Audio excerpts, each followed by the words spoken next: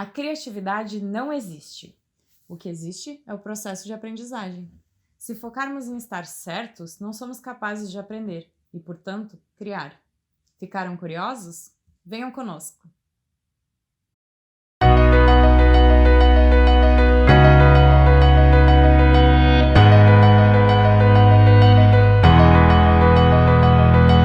Oi pessoal, aqui é o Ítalo. E aqui é a Ciane. E nós somos o grupo Transversos, pesquisadores de arte, criatividade e inovação. E se você está enfrentando alguma dificuldade, algum problema e precisa desenvolver mais a criatividade, esse é o seu canal. Então já te inscreve aqui embaixo e assim vai ficar sabendo do conteúdo que lançamos toda semana e poderá desenvolver o seu potencial criativo no trabalho, nas vendas e nos relacionamentos.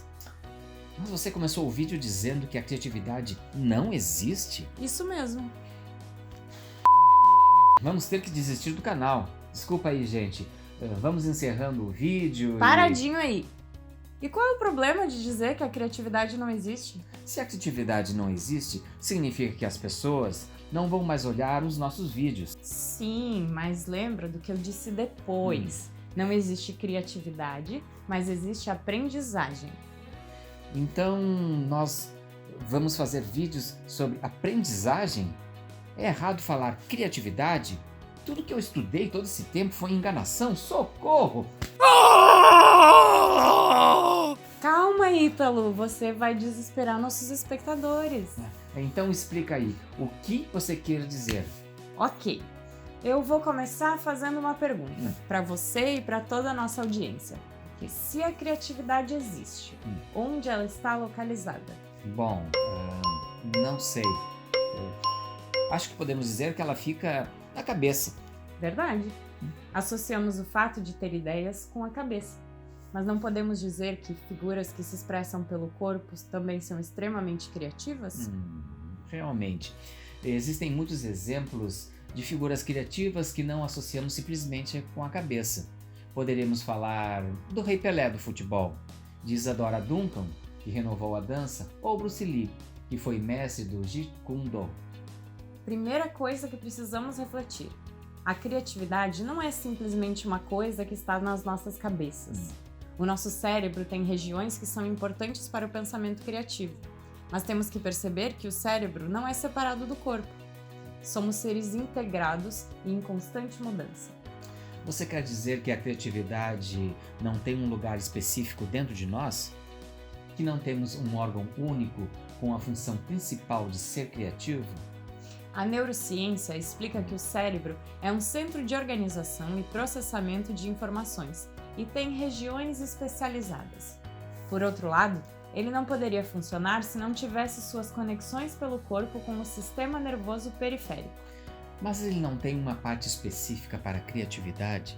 Na verdade, são várias regiões que ajudam no processo criativo, dependendo das necessidades e da situação em que você se encontra. Ok, diga algumas regiões para nós.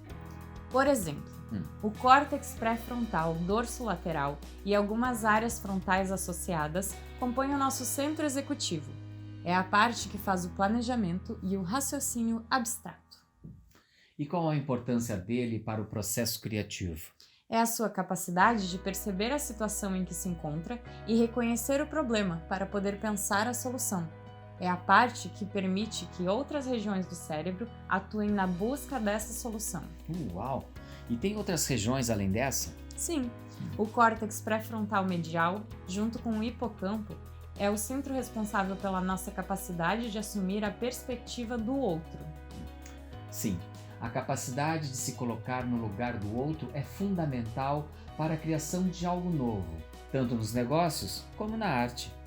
Ainda posso citar o nosso centro de associação, formado pelo giro angular, giro supramarginal e a área de Wernicke, responsável pelas informações dos sentidos que são enviados para o centro executivo. Essa é a parte que permite a nossa capacidade de passar de um conhecimento sobre um conceito e aplicá-lo a outro. Nossa capacidade de fazer metáforas. Esses foram apenas 3 exemplos de alguns campos do cérebro que nos ajudam no processo criativo. É por isso que você diz que a criatividade não existe?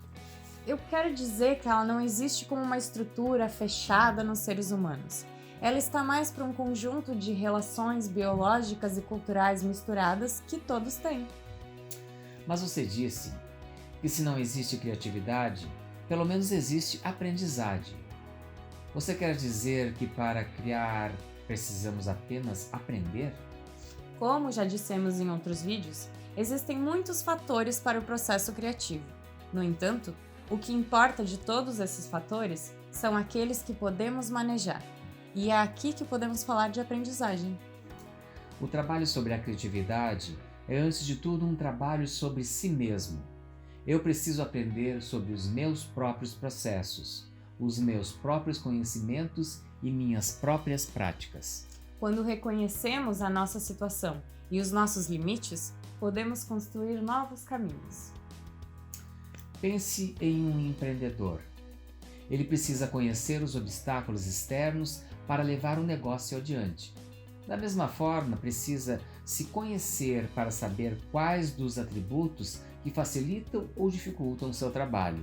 Resta a ele aprender com esses obstáculos e com as suas dificuldades internas. Da mesma forma, precisa compreender suas qualidades e oportunidades para perseverar nos negócios. Um aprendizado é uma coleção de experiências, uma série de tentativas e frustrações que são assimiladas pela pessoa. Voltemos ao exemplo do empreendedor. Imagine que ele tem uma ideia e os recursos, mas erra no planejamento. Não pesquisa o mercado, não estabelece metas, não faz plano de negócio ou desconsidera os concorrentes. Mas mesmo com o erro, ele aprende. Ele fez uma ação que lhe custa investimento, mas mesmo assim ele consegue ver onde errou e retoma o trabalho. O erro se transforma em uma experiência para sua capacitação. Quando retoma o negócio, chegará em melhores condições. Assim também é com o esportista. Um jogador de futebol deve errar muitos passes e gols até que aprenda o domínio da bola. O Rei Pelé, de quem falamos, é um exemplo. Para ele alcançar a marca de 1.281 gols, precisou errar bastante. Com certeza errou proporcionalmente menos que a maioria dos jogadores, mas mesmo assim errou. Retornamos aqui à questão do nosso sistema educativo. Fomos criados com a sensação de que a resposta errada é ruim e que o acerto é bom. A mentalidade criada é que devemos errar o mínimo possível. Para tirar uma nota 9 em uma prova, precisamos errar apenas 10% das questões. O resultado é que não devemos errar para obter bons resultados. O educador e pesquisador da criatividade Ken Robinson afirma que precisamos mudar essa maneira de encarar a educação. Uma criança que não aprende a errar, não aprende a pensar. Lembrando novamente que o erro pode trazer resultados complicados. Um engenheiro não pode fazer uma ponte que cai. Um corretor de bolsa não pode perder o investimento dos seus clientes. Por outro lado, não existe crescimento se não houver uma tolerância ao risco. Nós abdicamos de uma fase germinativa para encontrar ideias originais. Alguém que não investe no risco não pode gerar ideias novas. Devemos pensar no erro como um subproduto necessário para o pensamento criativo. Nas artes também acontece assim. Achamos que o gênio simplesmente surge com obras prontas, mas não é a verdade. O pintor renascentista Rafael fazia esboços de como seriam seus quadros. Isso aparece em seu quadro A Virgem do Prado, em que ele pensou, através de desenhos, qual seria a melhor posição para pintar o menino Jesus. Tive uma ideia. Vamos fazer o nosso vídeo invertido, para que as pessoas só possam nos olhar de cabeça para baixo. Que besteira, Ítalo!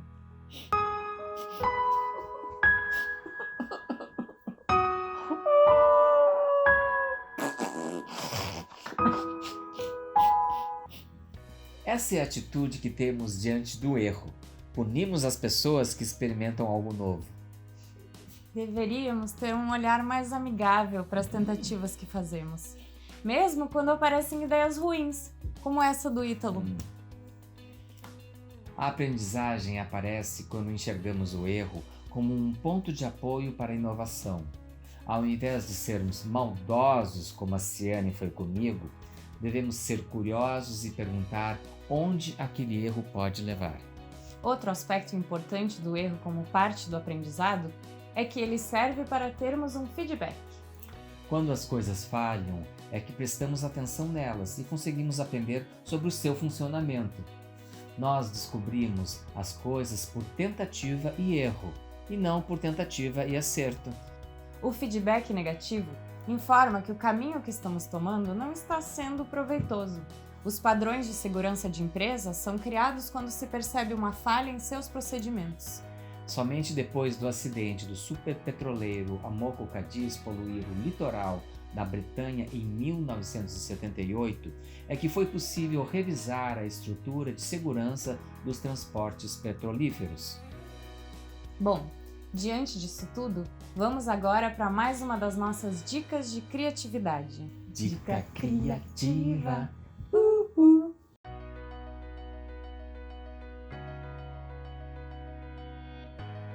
Sempre que apresentar um erro, pare e pense o que pode aprender com ele, sem julgamentos desnecessários.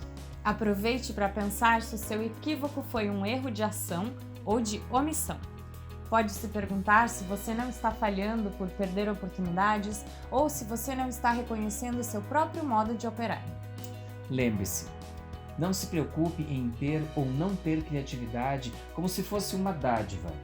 Pense no que está descobrindo com as situações que está vivendo. E se você ainda não aprendeu que precisa estar inscrito para receber mais dicas criativas, aqui vai mais uma oportunidade. Se você der o like e comentar aqui sobre como está aprendendo com os nossos vídeos, poderemos aumentar a quantidade que fazemos e focar naquilo que mais interessa a você. Para isso, precisamos aprender juntos com você. Ou vamos ficar perdidos, de cabeça para baixo. Até mais, pessoal! Tchau, pessoal!